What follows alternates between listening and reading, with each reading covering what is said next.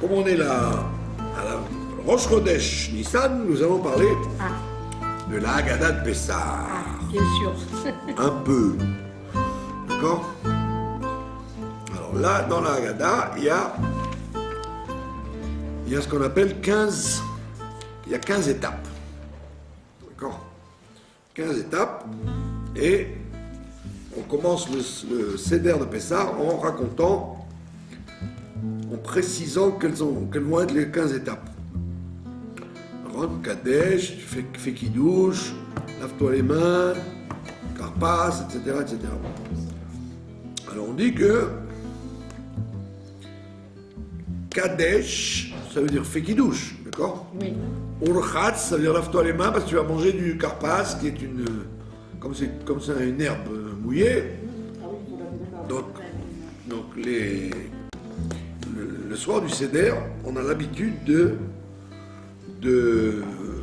c'est une soirée de chinour.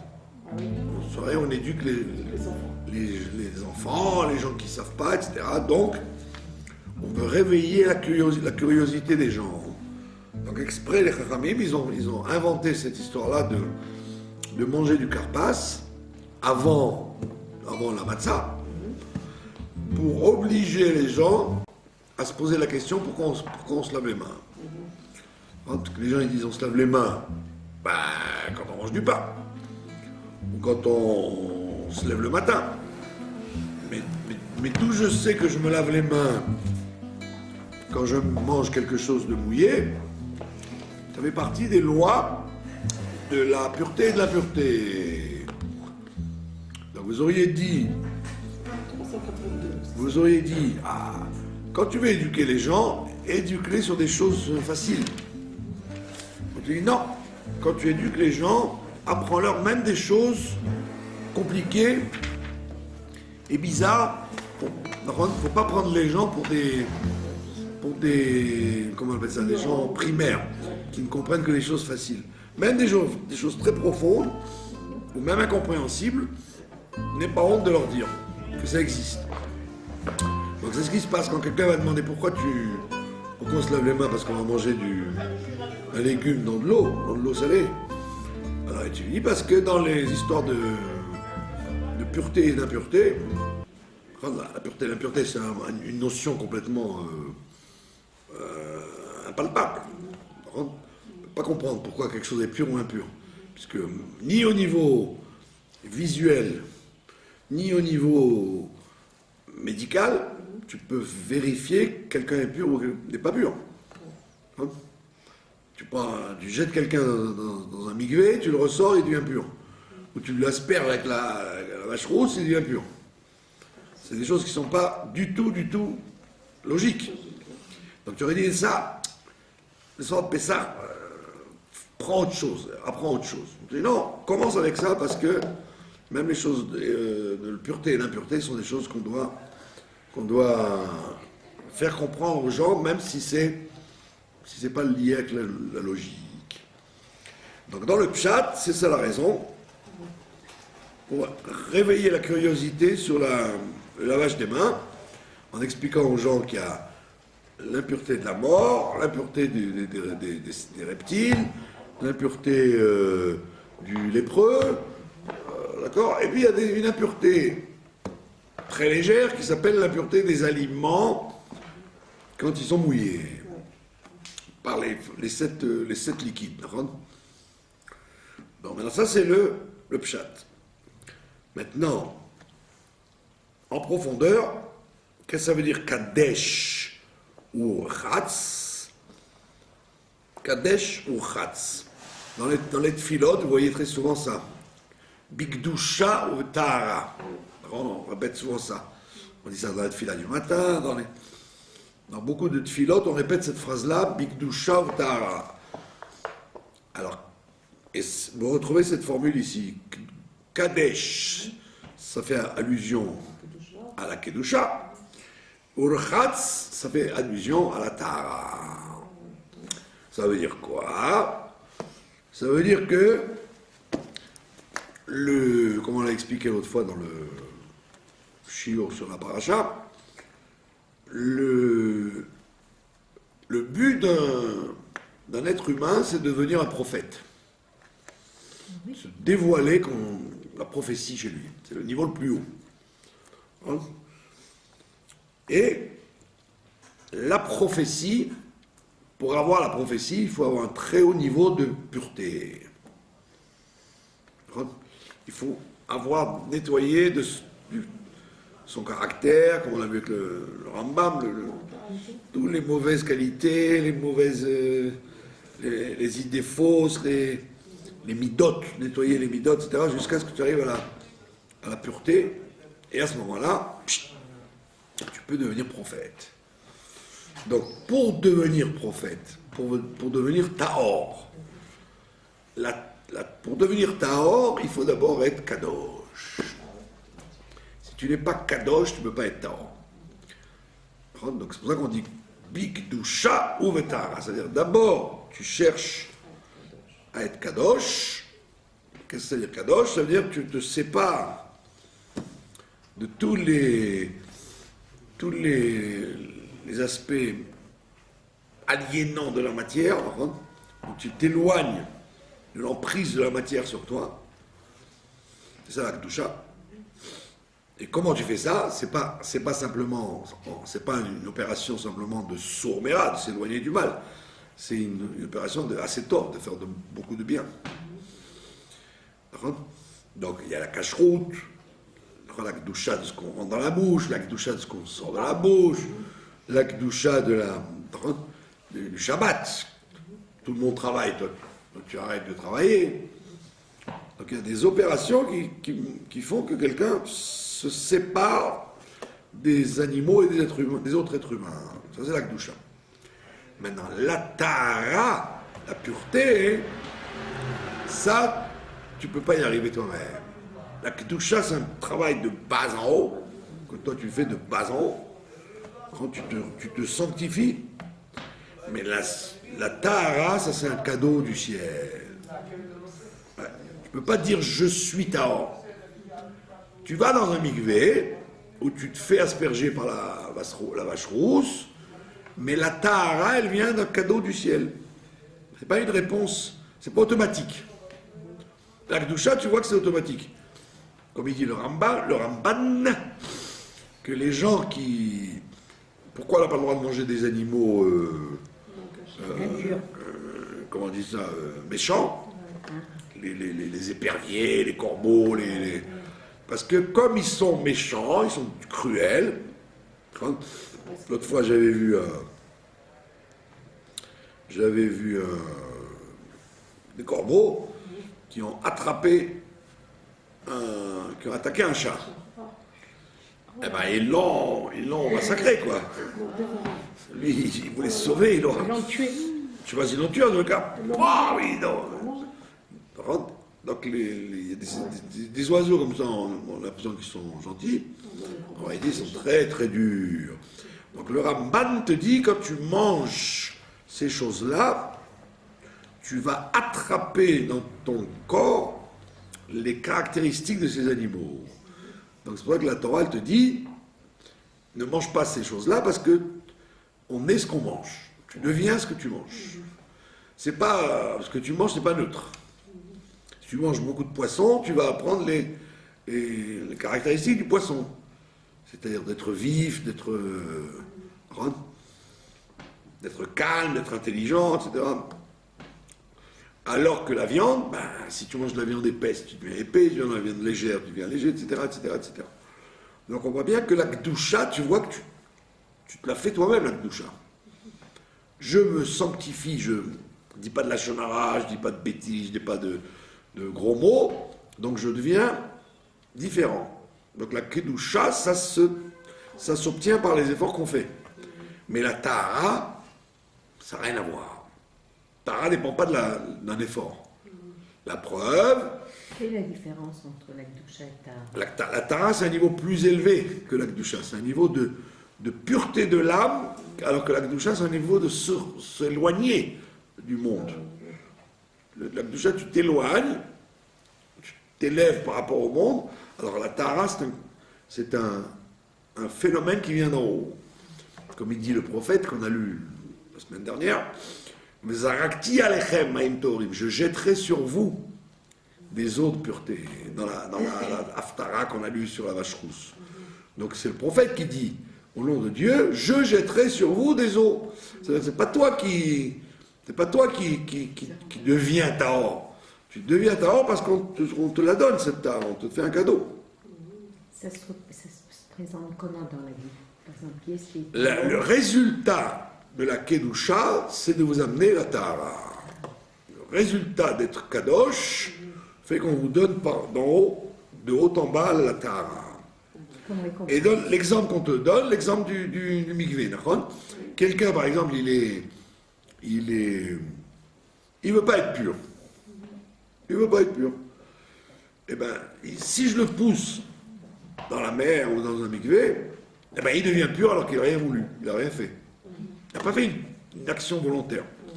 Moi, je l'ai poussé. Il est tombé dans l'eau. Le fait qu'il soit tombé dans l'eau, il a obtenu la pureté.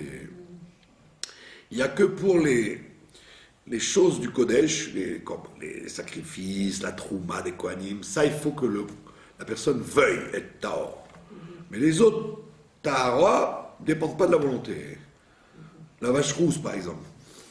On t'asperge de la vache rousse, ça y est, tu es pur. Alors que tu ne sais même pas ce que c'est.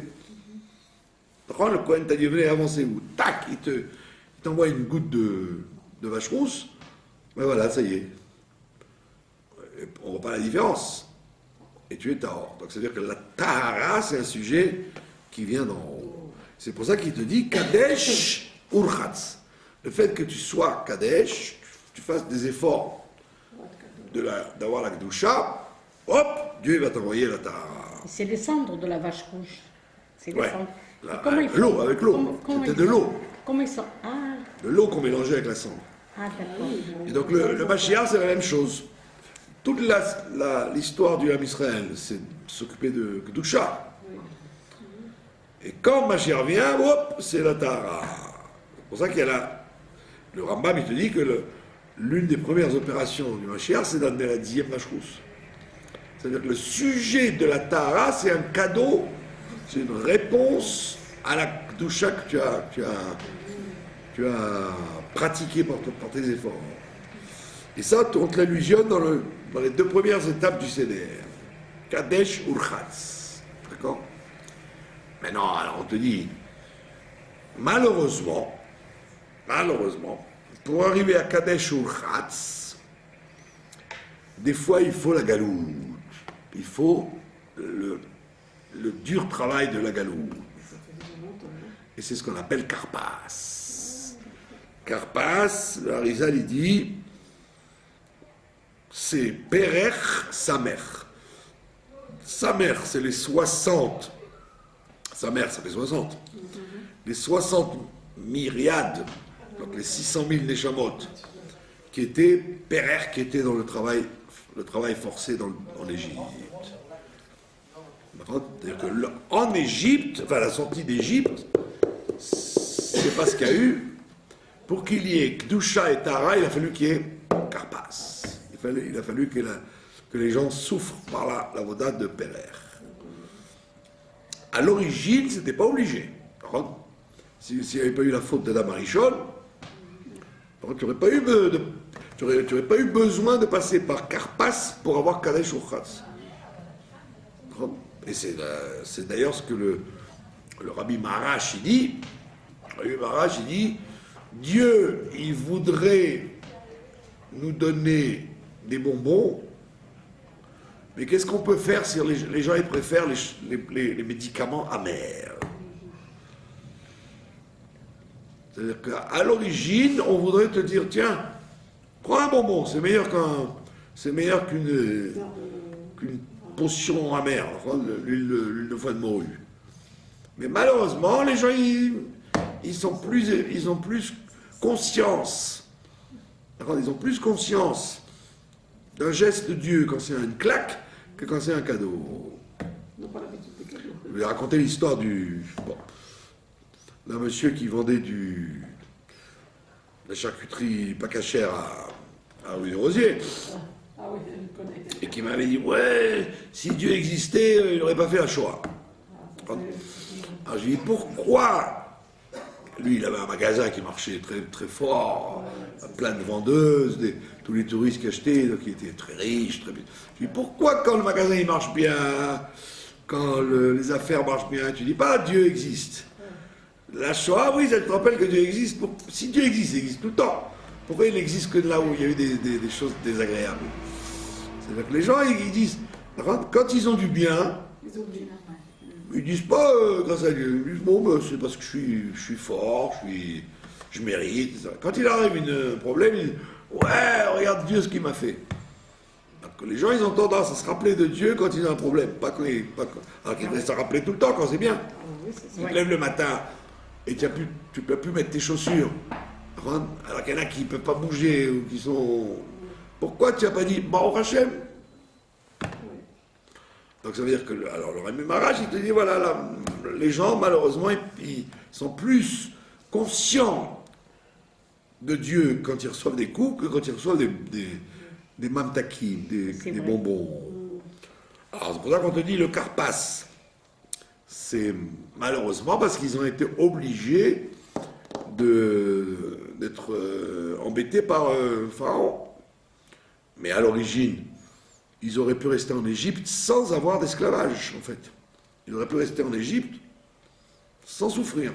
Stam, le fait d'être déplacé géographiquement, comme Jacob, il est arrivé en Égypte, ça aurait pu être ça la galoute. C'est nous qui avons provoqué que ça devienne Karpas, c'est-à-dire Avodat Perer. Donc, c'est-à-dire que les gens se mettent dans des situations désagréables. Après, ils s'étonnent pourquoi. D'accord? Alors, donc, c'est ce qu'on dit, Karpas. Et donc, qu'est-ce que fait le Karpas? Que fait le travail d'esclavage? Yachatz. Yachatz, je prends la matzah et je la casse en deux. Je casse la matzah du milieu. Je casse la matzah du milieu. Alors, vous auriez pu dire, tu n'as qu'à mettre une matzah coupée, déjà. Pourquoi tu la casses? Pourquoi tu la casses dans le céder? Amène-la cassée, déjà. Dans le paquet que tu as acheté, il y a des cassés, mais une cassée. Il y en a qui disent ça fait allusion au passage de la mer Rouge. Et la matzah du milieu, elle représente Yitzhak. 3 matzot, elle représente Abraham, Yitzhak, Jacob. Celle du milieu, c'est Yitzhak. D'accord? Donc on dit que Yitzhak, c'est les rigueurs, c'est les gvurot. D'accord? Donc on dit à quoi il sert le karpas? Il dit il sert à casser les rigueurs. Quand tu fais des choses pas bien, tu provoques des accusations. Tu fabriques des mekatregim, des accusateurs, des anges accusateurs. Maintenant, pour sortir de là, il faut que tu casses la rigueur. La rigueur, elle est forte. C'est toutes les choses mauvaises qu'on s'est mis sur le dos.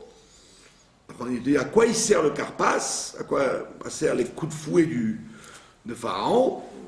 Ayachat, ça a cassé les rigueurs. Ça veut dire, si tu n'es pas capable de casser tes accusations dans le bien, par exemple, tu n'as pas envie de donner un tzedaka. Tu dis non, j'ai pas envie de donner ces 10 shekels à celui-là, j'ai pas envie, je les garde. Alors si tu donnes les 10 shekels, tu as cassé quelque chose chez toi parce que Tu dis, ah, c'est embêtant, je les aurais gardés pour moi. Tu as cassé, tu as donné. Alors tu voulais dire la shonara, tu t'es tu n'as rien dit. Donc toi-même, tu te casses les rigueurs chez toi. Comme tu te casses les rigueurs chez toi, tu n'as pas besoin de pharaon. Tu te lèves tôt, tu dis pas, ah, bon, allez, hop, je vais me lever, pourquoi je vais me lever? Hop, je reste au lit. Non, lève-toi, va faire la tefila, va faire tes élim, va faire des mitzvot. Donc le fait que tu te casses, tu prends des rigueurs sur toi, tu empêches les forces du mal de te faire des problèmes. Les forces du mal, elles ne peuvent rien faire. Parce que comme tu fais le travail tout seul, tu es autodiscipliné, donc tu n'as pas besoin qu'on t'autodiscipline. D'accord? Comme quelqu'un, par exemple, tu lui dis, viens au minyan.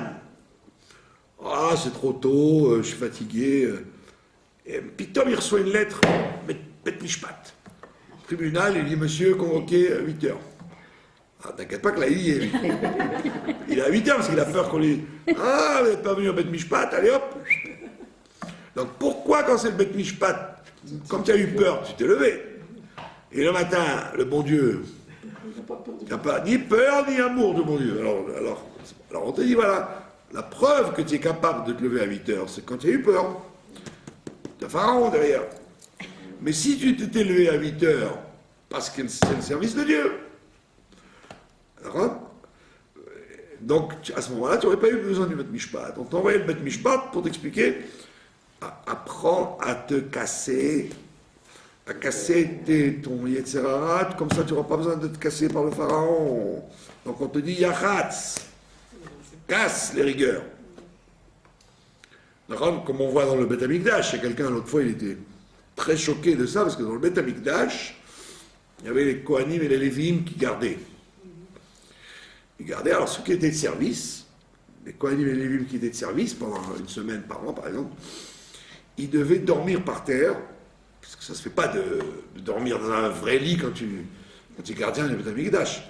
Donc ils étaient allongés sur des pierres, sur les pierres de la muraille, avec il y avait des non, il y avait des lampes, des torches. Et ils devaient s'asseoir, s'endormir. Et des fois, malheureusement, le gars, pendant la garde, il s'endormait. Alors le Kohen de service, il y avait le général qui faisait le tour, il faisait le tour et il voyait s'ils dormaient ou pas les gens. Donc il marchait à petits pas avec ses collègues, et dès qu'il envoyait qu'ils dormaient, il le tabassait, et s'il ne se réveillait pas, il brûlait son vêtement. Avec la torche, il lui mettait le feu à... Ah! Alors là, il se réveillait. Alors quelqu'un me dit, mais c'est pas normal, comment on met un Mikdash? Je dis, qu'est-ce que tu crois que le service de Dieu, c'est Acapulco? C'est pas bon de l'eau. Ouais, c'était 7 jours par an, tu te services la nuit, tu dors pas. 7 jours, ils devaient être gardés. Non, parce qu'ils étaient convoqués une semaine par an, pas plus. C'était les Milouim, ils appelaient ça. Donc c'était pas à la fin du monde. Donc ils se levaient très tôt à 4 heures pour le korban du matin. Mais dans une autre permutation, ils étaient de garde. Et on te dit, tu es de garde. Oh, il va voir que tu dormes. Tu dois rester réveillé depuis le coucher du soleil jusqu'à l'heure du 4 heures du matin où tout le monde se réveille. Alors les gens ils étaient choqués, comment le Kohen de service, il pouvait frapper le type et lui brûler et lui mettre le feu à son vêtement. C'était des Cohen ou c'était des... Il y avait des Kohanim et des Lévim, il y avait 2 sortes de gardes. Garde extérieure, garde intérieure. Mais alors il dormait pas pendant une semaine? Non, celui qui était de service la nuit, il n'était pas de service de jour. Donc pendant 7 jours, il était au Beth Amikdash et il avait toutes sortes de travaux à faire. Soit il coupait du bois, soit il faisait cuire les boulettes du Kohen Gadol, soit il arrangeait la menorah, soit il coupait les corbanotes, soit il travaillait, quoi. 7 jours, il avait du boulot. Donc s'il était de garde et qu'on l'attrapait à dormir, pas de pitié. Alors ça veut dire quoi? Ça veut dire que tu dois apprendre à faire Yachatz. C'est ce que me racontait à l'époque un Baal Tshuva, il me dit la nuit de Shavuot, il s'endormait comme ça. Sur son livre de Shavuot, il s'endormait. Il m'a dit, tu te rends compte, quand j'étais en boîte de nuit, je pouvais rester des nuits entières, même pas j'avais envie de m'endormir. En boîte de nuit, ou faire le zouave sur les plages, etc. Et là, la nuit de Shavuot, c'était pas long. La nuit de Shavuot, c'est très tard, ça. C'était 4 heures à tenir, avec du café, de la pastèque, c'est pas la fin du monde. Il me dit comme ça, j'ai honte de moi, j'ai honte de moi. Donc c'est-à-dire que quand il s'agit de casser sur des choses de Gdushat, c'est très dur. Donc on te dit donc, le Yachatz, il empêche qu'il y ait le Karpas. C'était l'argument des Égyptiens, ils ont dit, mais attends, mais nous, on n'est que des shluchim, on est envoyés par le Beddin d'en haut, pour faire des problèmes, parce qu'ils n'ont pas été sérieux. Donc c'est pour ça qu'on te dit Yachatz. Apprends que si tu veux casser la galoute, il faut que tu casses ton Yetzirah.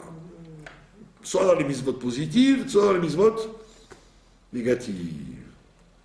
D'accord? Là, il y a un monsieur qui a écopé de 15 ans de prison. Une histoire folle. Un juif. Il vient d'écoper de 15 ans de prison parce qu'il était avec une fille, une copine à lui, ils se sont disputés, il lui a donné 2 gifles. Elle a porté plainte, elle lui a mis sur la plainte. La police l'a attrapé, ils ont peur, t'as mis 2 gifles, tu peux la tuer. Hein. Elle a dit, je retire ma plainte, je ne voulais pas. Et madame, non, c'est plus vous, c'est la Médina. Comment en Europe, c'est aussi pareil. Le parquet, il prend, c'est comment on appelle ça, l'État qui dit, maintenant c'est notre problème, c'est plus le vôtre. Et de fil en aiguille, il s'est retrouvé avec 15 ans de tôle. Bon, vous vous rendez compte un peu le Combien truc? qu'il a eu? 15 ans. Parce qu'ils lui ont dit, tu sais quoi, signe 5 ans, et on te laisse. Mais 5 ans, ça veut dire 2 ans, 2 ans et demi par claque. Pour 2 gifles, je prends 5 ans, mais vous êtes fous. Alors moi je lui ai dit, je lui ai fait dire par quelqu'un, je lui ai dit, écoute, qu'il prenne sur lui une mitzvah. Shabbat, Tfilin, Kashrut, se marier avec elle, fais un truc bien. Casse les dynimes qu'il y a sur toi. Si tu prends sur toi quelque chose de sérieux, en haut, tout de suite, ça va. Ça va faire le nécessaire. Ouais. Et alors? Ben, c'est dur pour lui. Parce Il que, les a j'ai pas envie de. Je veux pas. Il fait le bras de fer avec le bon Dieu, quoi. Je dis, à quoi ça fait le bras de fer? Tout ça, c'est pour que tu fasses tchouva, c'est pas pour que. Il y a non plus ça. C'est maintenant. Il veut pas se plier en disant, moi, je veux pas dire que j'ai fait Shabbat parce que j'ai peur de la prison. Mais ok, mais la raison d'être de cette histoire-là, c'est pour te faire des mitzvot. C'est pas pour te faire des problèmes. C'est ça, tchouva, certainement. Alors lui, il comprend pas. Enfin, il est dur à cuire. Il va être obligé de comprendre. Il est dur à cuire. Donc ça veut dire que le Yachatz, les gens ils disent, oh, d'accord, c'est quand même pas marrant de casser son Yetzirah. Alors c'est pas marrant, ok, alors tu veux pas casser ton Yetzirah, bah, c'est les goïms qui vont te le casser, c'est dommage. D'accord?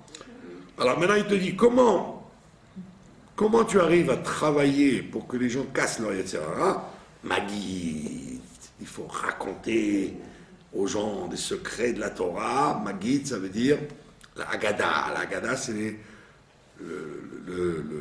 comment on appelle ça, le Talmud nous dit que les Haggadot, ce sont les secrets de la Torah. Tu dois expliquer la grandeur de la Torah pour lui donner envie de Yachatz, de casser. Pas lui dire, bon, casse ton Yetzirah et tais-toi. Il dit, non, mais je veux que tu m'expliques. Alors, Maguid, il faut que tu apprennes à l'enfant. Depuis qu'il est jeune, l'enfant, il faut lui donner l'envie de comprendre les secrets de la Torah. Comme l'histoire de Rabbi Akiva, l'histoire de tout ce qu'on raconte là-bas, Ouais, les histoires des sages, les Sipouré de Tzadikim, les Sipouré, l'histoire des rabbis du Baal Shem Tov, etc., les trucs que les gens ils écoutent comme ça. D'accord? Donc il te dit, ça c'est le Maguid, c'est la clé pour que les gens aient envie de faire Yachatz, qu'ils aient envie de casser leur Yetzirah. D'accord? Parce que c'est très dur de convaincre quelqu'un de casser son Yetzirah. S'il n'a pas compris ça de lui-même, par les coups qu'il a pris dans la vie, pourquoi il va casser son Yetzirah? Voilà, comme celui-là, là. Il n'a pas envie. Alors que si tu le prends tôt, quand il est petit, tu lui fais ma guide, tu lui racontes. Tu lui racontes les histoires de Yosef Hatzadik, les secrets qu'il y a dans la Torah. Plus que les... On ne parle pas des halachot, on a dit tu laves les mains, etc., pour lui apprendre la Touma, la Tara, etc. Ça, c'est le soir du Seder, mais le soir du Seder, ça commence pas le soir du Seder, c'est depuis qu'il est petit. Tu apprends à quelqu'un les secrets de la Torah. À ce moment-là, le gars, il s'éloigne pas. D'accord? Et après, qu'est-ce qu'on fait?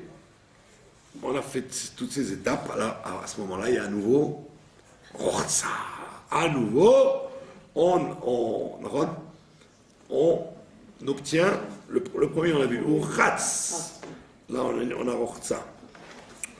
Alors, le Harizal, il dit que Urchatz, il y a un Vav devant, et Rochza, il y a un He à la fin. Alors, il dit c'est Vav He. Vav He, c'est les deux dernières lettres du nom de Dieu. Il y a Yud-Ke et Vav He. Alors, Yud-Ke, ça représente les choses cachées. Et Vav He, c'est 11, c'est les choses dévoilées. Comme on a vu ça dans la Megillah. Dans la Megillah, il y a écrit, on lit la Megillah. On peut lire la Megillah depuis le 11 jusqu'au 15. Alors le papa du rabbi, il dit, du 11 jusqu'au 15, ça veut dire du Vav-He vers le Yud-Ke. Ça veut dire de ce que tu vois, du monde, tu dois arriver à ce que tu ne vois pas. Toi, tu vois des choses, et derrière ce que tu vois, tu dois deviner les mystères qu'il y a derrière. Donc tu dois lire la Megillah du 11 jusqu'au 15, c'est-à-dire tu travailles avec le 11 et tu dois dévoiler le 15. Alors là il te dit Rochza, ça veut dire que tu travailles, tout ça c'est dans les mondes dévoilés. Kadesh, Urchatz, tout ça c'est les mondes dévoilés. D'accord? Après on te dit Motzi Matzah. Motzi Matzah, ça veut dire quoi? Dans le pshat, ça veut dire tu prends les matzot, les 3 matzot, les 2 entières et celle du milieu. Comme c'est du pain, alors tu fais la bracha de Motzi.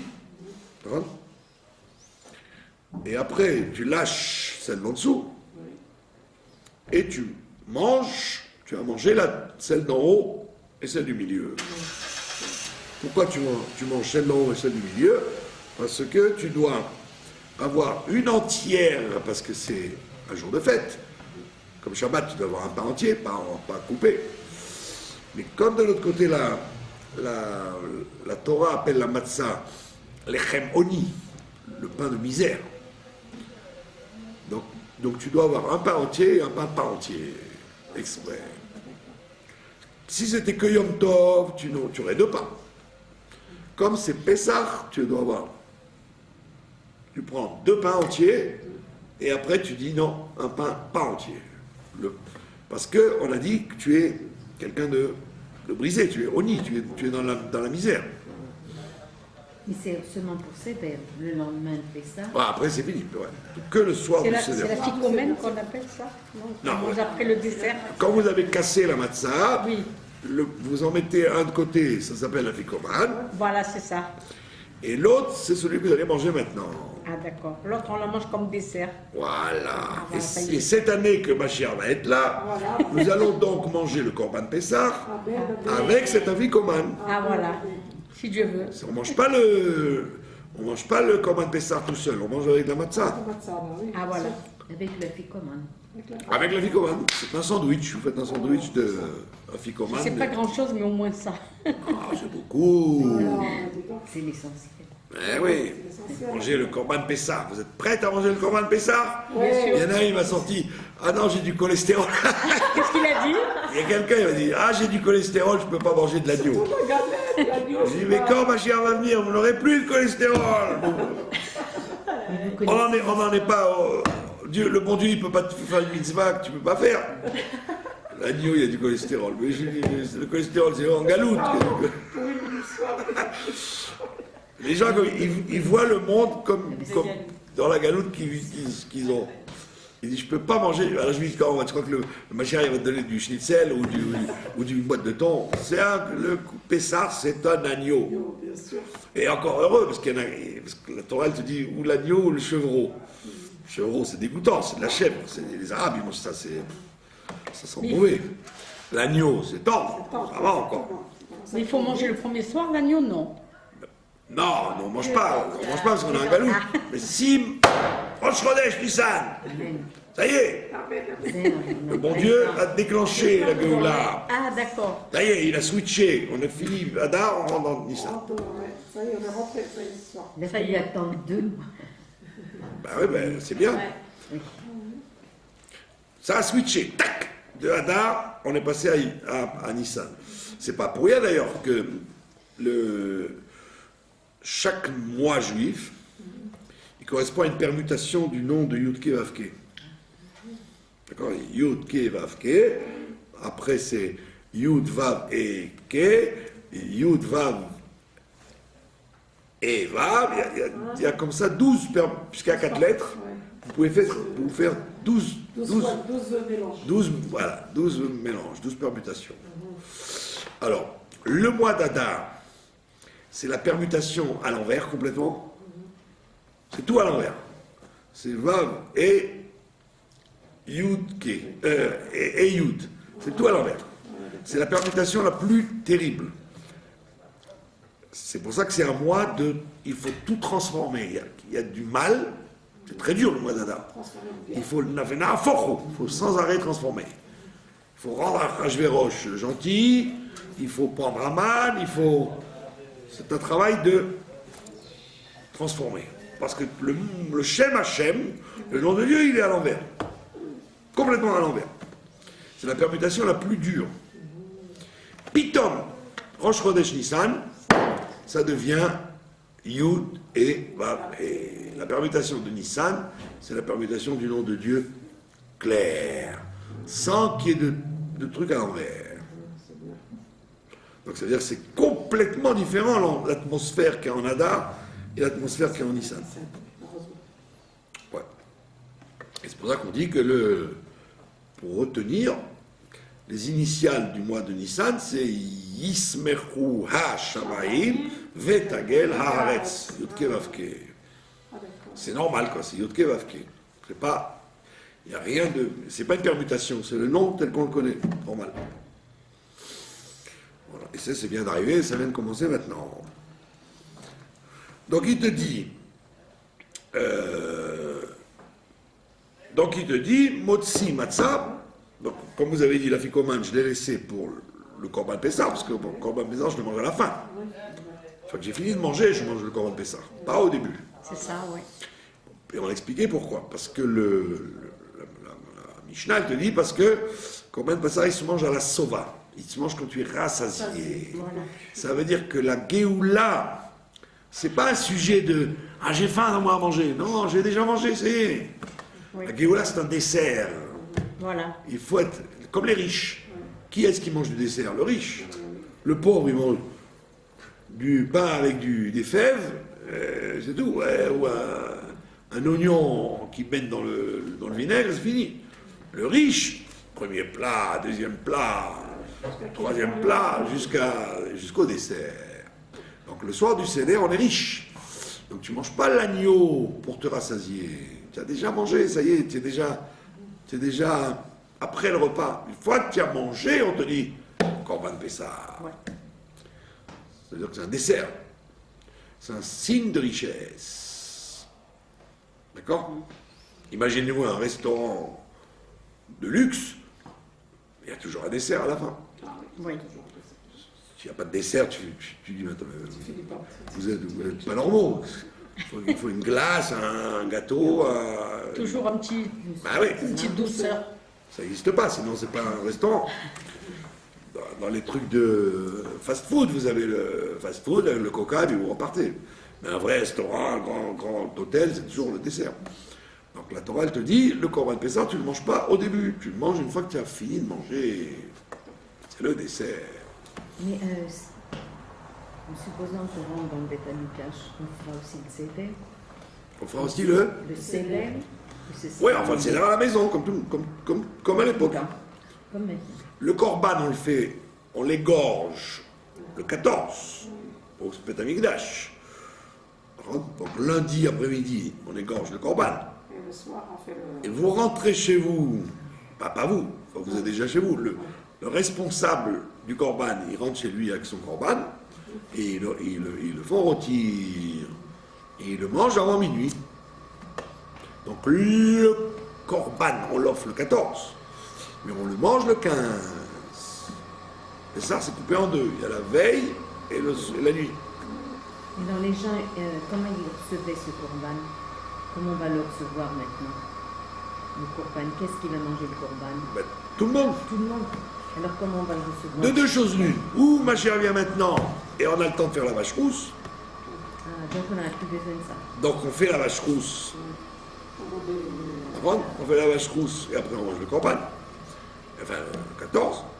Si ma chère vient plus tard, on n'a pas le temps de faire la vache rousse parce qu'il faut 7 jours.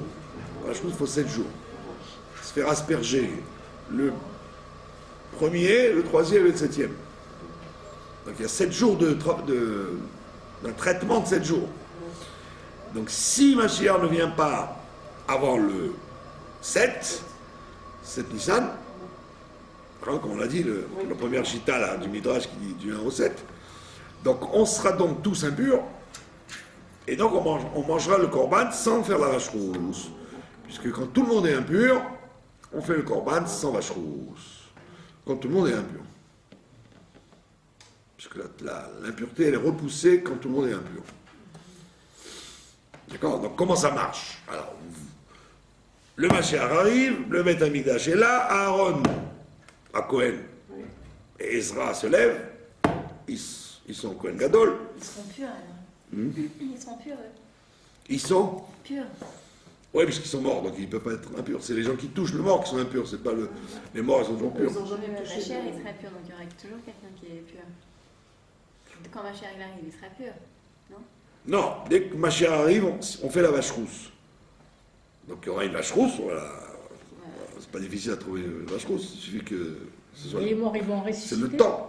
Les morts, ils vont ressusciter. Après, ouais. Ah, ça, c'est après. Donc Chaque étape. Ah voilà, Cohen et Ezra, son frère, ils serviront. Non, ils seront Cohen Gadol. Donc c'est eux qui s'occuperont de la vache rousse et de diriger les corbanotes. D'accord? Donc maintenant, on vous dit donc il y a le Korban Pessah. Donc vous décidez d'être dans un groupe. Il faut être dans un groupe. D'accord? Alors il y a le chef du groupe. Homme ou femme, c'est pas grave, puisque toutes les femmes doivent manger aussi. Prenez un chef de groupe, et lui il dit voilà, on est combien? 40. Vous êtes 40 invités. Alors il nous faut un agneau pour 40 personnes. Donc vous allez chez Rav Marpoud, et il vous dit voilà, combien vous êtes? 40, c'est ça qu'il vous faut. Ça fait, il y a 30 kilos là-dedans. Les bouchers, les vrais bouchers, avant il y avait des vrais bouchers, vous leur disiez j'ai 10 invités, ils disent voilà, il faut ce morceau. Aujourd'hui ils ne savent pas, mais quand je me rappelle à Paris, il y avait des vrais bouchers, vous dites j'ai une bar mitzvah, on est 50. 50, il te faut ça. Voilà. Vous savez, juger. Ah, maintenant c'est la même chose, tu ne peux pas laisser du korban. Il faut le manger tout. C'est pas bien de laisser du... Donc, tu dis, nous sommes 40. Le boucher du chouk du Beth Amikdash, il te dit, Vous êtes 40, il te faut ça, voilà. Alors il met le nom, il met, voilà, famille se vend. Dans 4 jours, on vous le surveille pour vérifier qu'il n'a pas de problème. Et lundi après-midi, vous arrivez. Et tu viens lundi, tu dis voilà, ce banc. Il est là. Voilà, il est là, monsieur, vous montez avec. Ah, bah, c'est super. Ma tante, il tuait l'agneau. Son mari, il a vis-à-vis une synagogue, à Sfax. Il tuait l'agneau Bah oui. pour Pâques. Donc, Bekitso, donc vous êtes sur une liste, automatiquement, tout le monde se met sur une liste. Chacun devait prendre son groupe. Comment ça marche? Ouais, vous devez vous intégrer dans un groupe. Vous êtes dans un groupe. On choisissait comment ce groupe? Ah ben, ou des amis, ou de la famille, ou des je sais pas, moi, les cousins, je sais pas, Partout où on Qui c'est qui va être au CEDER? Il y a le père, la mère, les enfants, le grand-père, tous les gens ils s'inscrivent. Donc, vous inscrivez les noms, et ces gens-là, ils doivent être présents pour manger le corban. C'est tout. Mais je comprends pas. Alors ils le mangeaient à la maison? À la maison. Chacun mangeait à la maison. Ils le courban du Cohen. Non, Pas du ils Cohen. faisaient le travail au Beth Amikdash, d'égorger, de jeter le sang, de jeter les morceaux sur le Beth Mizbeach. Ils enlevaient la peau, etc. Après, ils sortaient avec leur corban cru, et ils rentraient à la maison le griller. Donc ils faisaient le repas, normal, tout ça, le seder, et à la fin, ils mangeaient le corban. Et le rabbi dit que comme ça se fera dans la Géoula.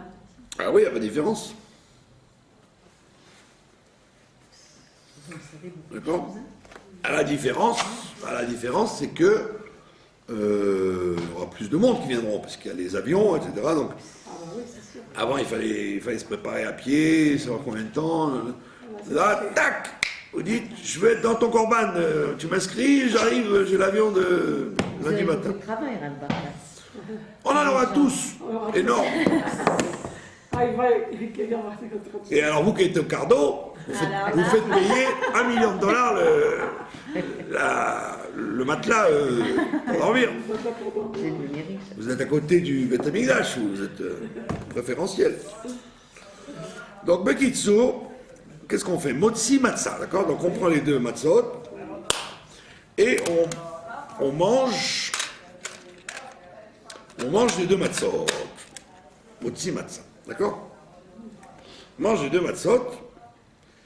Et donc, c'est pour ça qu'on te dit, bon, c'est c'est le judaïsme, ça, quoi. L'essentiel des mitzvot, c'est de manger. Là, en galoute, on n'a qu'une mitzvah, c'est la matzah. Ah oui. Quand il y a le Beth Amikdash, il y a les korbanot. Il y a la trouma, il y a les mitzvot de la terre. Quand on est en galoute, il n'y a qu'une mitzvah de manger, c'est la matzah. Toute l'année, on n'a aucune mitzvah.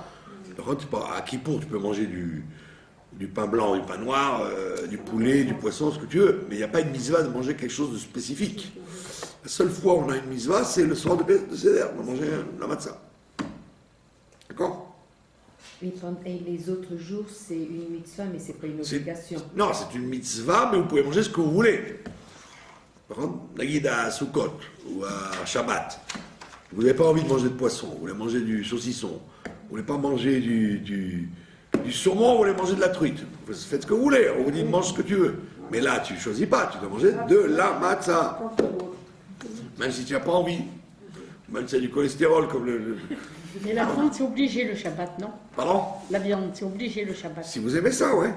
Ah, on peut ne pas manger. Celui qui n'aime pas, il mange pas. Ah, d'accord. Ouais. Mais Kitsu, donc on te dit, la Géoula, la soirée de Seder, c'est pas un truc spirituel. À Kippour, c'est un truc spirituel. On fait des tfilotes, on sent des odeurs, on s'habille, mais on mange pas. Donc là, on attrape la Kedusha de Kippour en ne mangeant pas l'Afka. Pas manger.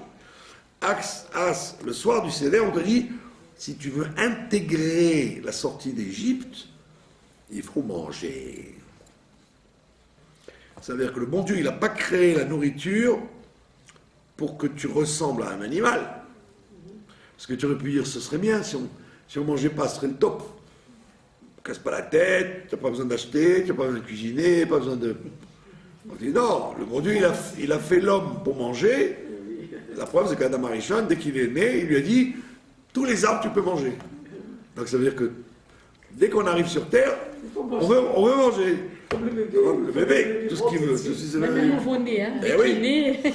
Donc on te dit, la bouche que Dieu t'a donnée, c'est pour manger de la matzah. Pour manger quelque chose. Donc en mangeant de la matzah, tu intègres de la Emouna et de la Géoula. D'accord? Parce que maintenant, c'est la Emouna. Bien sûr. Et quand Hachem va venir, ce sera de la Géoula. Tu vas voir plus de Géoula, plus tu mangeras de la matzah. Au prorata de ce que tu mangeras. Hein?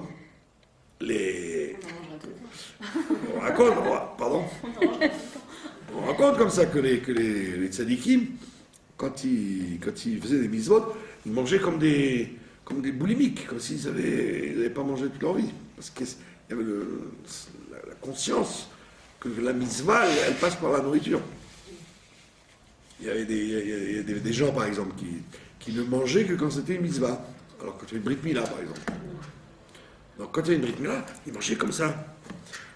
On raconte que le Orach Chaim HaKadosh, il mangeait 7 plats chauds au Shabbat. 7 ramis.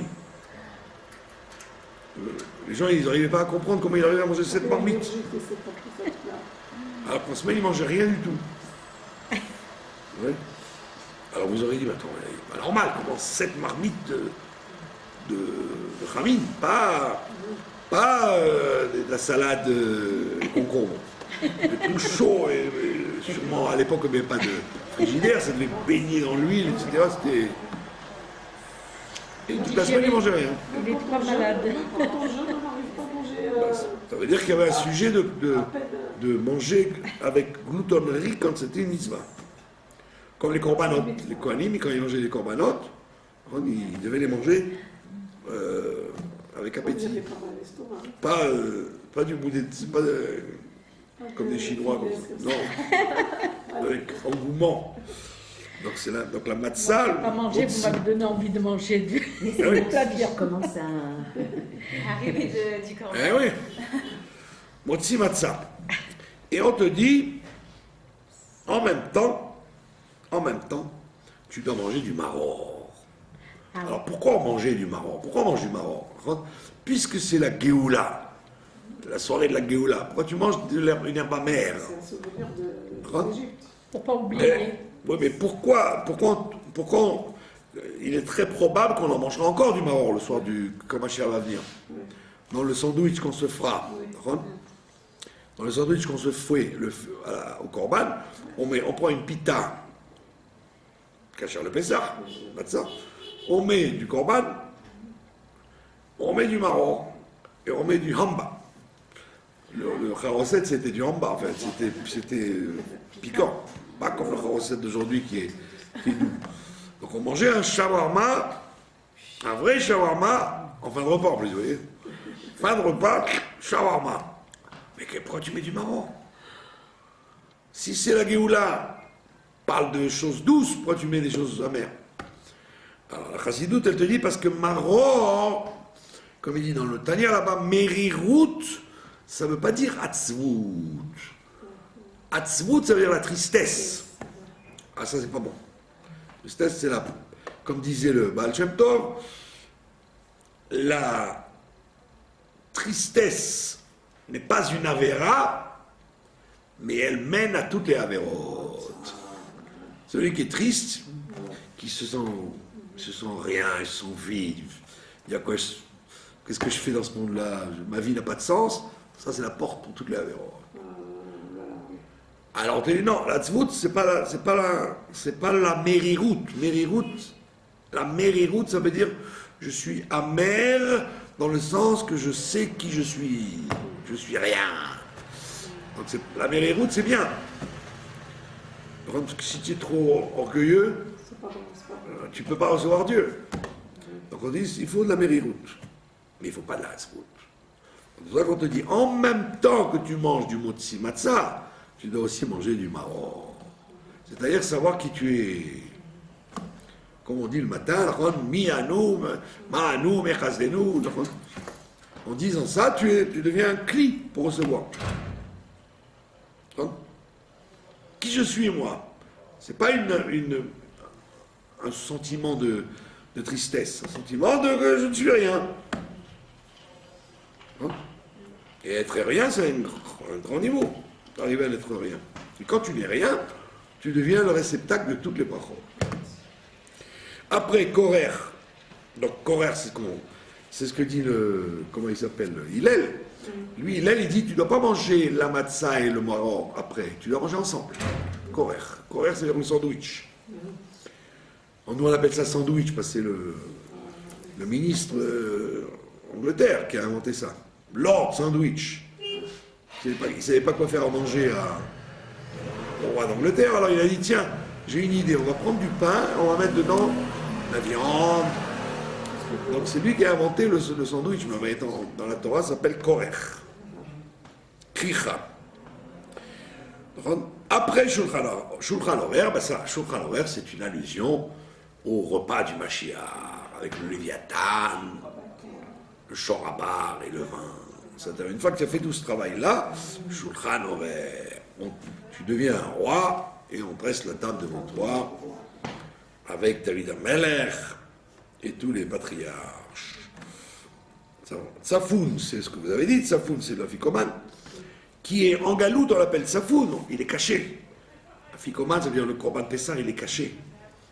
Il est la récompense. Et là, on ne la cache pas en Israël, non? Oui, on la cache, bien sûr. Aussi. Pour tout le monde, partout. Oui, Ouais. partout. Mais au temps du Beth Amikdash, on ne le cachait pas, c'était le Korban, vous voyez. Bérard, on fait le Birkat Hamazon, c'est-à-dire c'est tout le sujet de la Géoula, c'est de faire Nishmat Kol Chai, de relouer Dieu. Hallel, dire ça et d'être accepté. Tout ça, c'est les étapes de la Galoute. Dire ça, c'est les Shana Abba et Yerushalayim. Mais là, on ne le dira plus. Voilà, donc vous avez à peu près Très Eh bien. ben, c'est le super. programme Euh, du soir du Seder. Et puis,